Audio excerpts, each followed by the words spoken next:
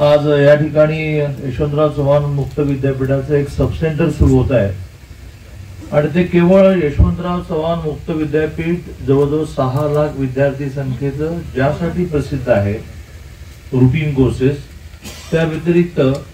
काही skill डेव्हलपमेंटचे courses आणि प्रामुख्याने स्पर्धा परीक्षांचं केंद्र अशी खूप व्यापक कल्पना घेऊन या ठिकाणी यशवंतराव चव्हाण महाराष्ट्र मुक्त विद्यापीठ नाशिकचं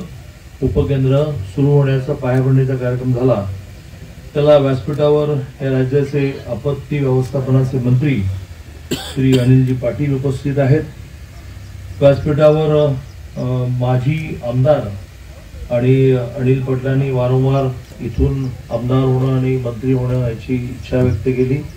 तर त्या श्री चौधरींचं पुनर्वसन त्यात दडलेलं आहे। असे माजी आमदार आणि भावी काहीतरी ते काही होऊ शकतं ना पुनर्वसन, असे श्रीजी चौधरी आणि श्रीजी असे दबंग यायचे म्हणजे माझं पहिलं बोला बाकीचं बघूया, असे माजी आमदार श्रीजी चौधरी व्यासपीठावर उपस्थित। या तालुक्याचा रहिवासी आणि करता करता महाराष्ट्रात नाही तर देशाच्या शिक्षण क्षेत्रामध्ये आणि सहकार क्षेत्रामध्ये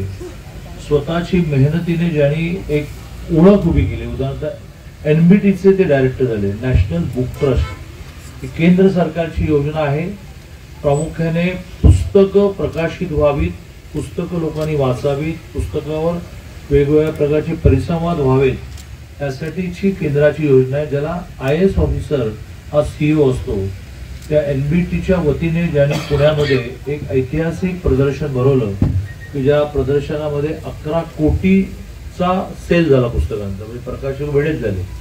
आणि त्या कार्यक्रमानंतर त्यांना एनबीटीचं डायरेक्टर केलं गेलं। असं संपूर्ण देशामध्ये शिक्षण आणि सहकार या ज्यांनी स्वतःचं एक नाव निर्माण केलं, स्वतःची प्रतिमा निर्माण केली, स्वतःची एक ओळख निर्माण केली, असे